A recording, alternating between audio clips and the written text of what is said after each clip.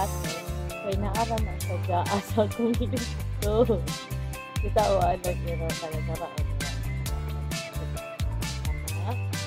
No, nag-sit down na siya kaya di na siya buka.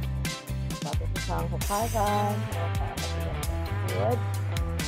Hindi na siya hukaan. Saan na ka, Snowy? O, diba no? Nag-sit na siya. Ibig sabihin, hukaon na ang atong paduol yun na siya, o. Sa Snowa. Diba no? Saan na ka, no?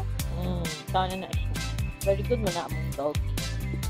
Ay, di na siya doggy. Abo mo ng anak, no? Magulang na mo na anak. So, karoon nagbuhat sa dog food.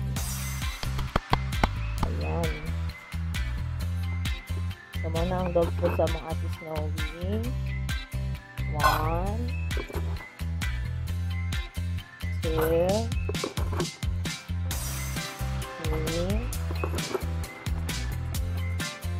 4 pila ni Dada? 5. So, muna siya ang iyahang dog food. And syempre, dili na siya dog food alone. So, dili. Tapos na siya at no? So, at tama na ng iinit diri. So, ang iyahang ulam karon kay baka. Beef. Mag-init lang na siya before. So, asa to, iyahang kutsara.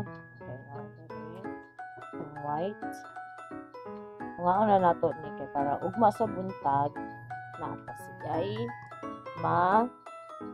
sudan. Yan. So, balik na to ang half diri. Si Snowy, tagaan sa nato siya. Makabalo siya nga mukhaon na siya. Okay, kainit. God. Halo-halo lang. Para dili tayo na init. Tangan na to. Init maganda. Sige ako sa pabog na.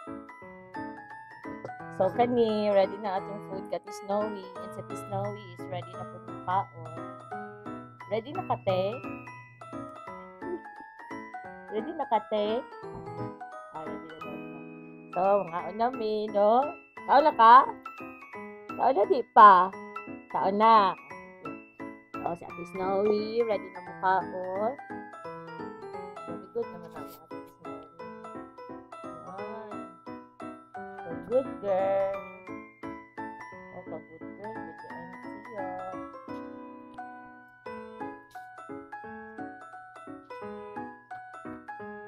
Kaon na Ate Snowy.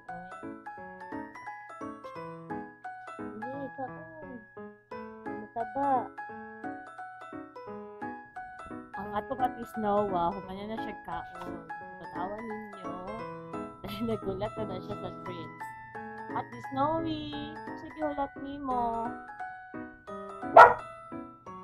Gusto ka treats? O, diba? Nag-sit down na siya. Kay magkuha man siya sa iyang sobrang sudan nga beef.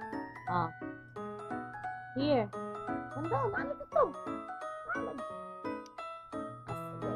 Diba? Nakaon na niya, ha?